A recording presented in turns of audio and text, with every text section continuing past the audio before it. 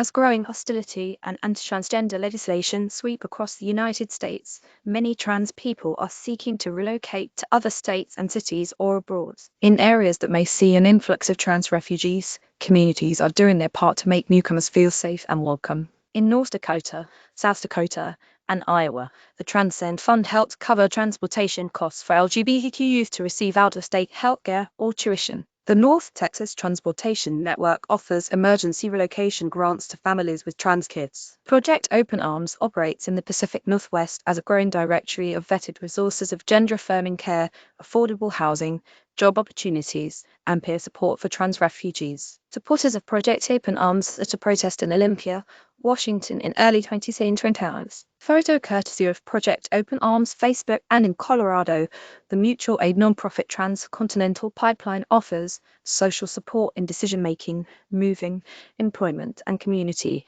building to trans people eager to relocate to the state, which has a reputation for being a sanctuary state for trans people.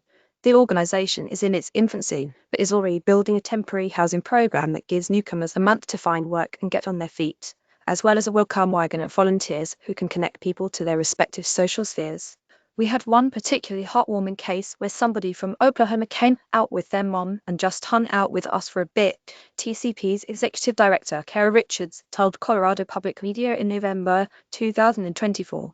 We met up with them through our peer network and went to a concert and just tried to show them around Denver and answer all their questions. But the cases, which Richards said range from 11-year-old youth to 70-year-old elders, aren't always so simple. I do say the particularly heart-wrenching cases are when we get in contact with the parents. I have lost count of the voicemails I've gotten from parents in Texas, Florida, Alabama saying, "I am terrified for my child," Richards said. By giving individuals and families the information they need to relocate and build a supportive community, TCP hopes to set them up for success even if the circumstances around their move are less than ideal. I wish that this wasn't life or death, but for a lot of people it is, Richards added in an interview with 9 News Denver. So yes, I really and truly hope that this is going to save lives. Even with these efforts, there are still countless challenges associated with relocation. For people seeking help in either their new residence or a place where they cannot leave, there is in reach a trans-led tech nonprofit building the world's first open-source verified LGBTQ resource platform. With a simple zip code, the platform helps people find trusted care, mutual aid funds, name change support, legal resources, and more no matter where they live.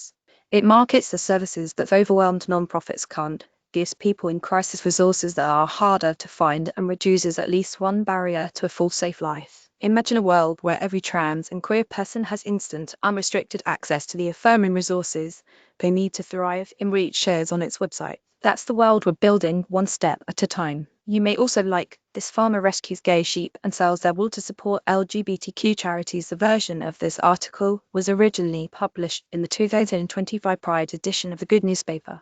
Header image courtesy of Megan Unsplash.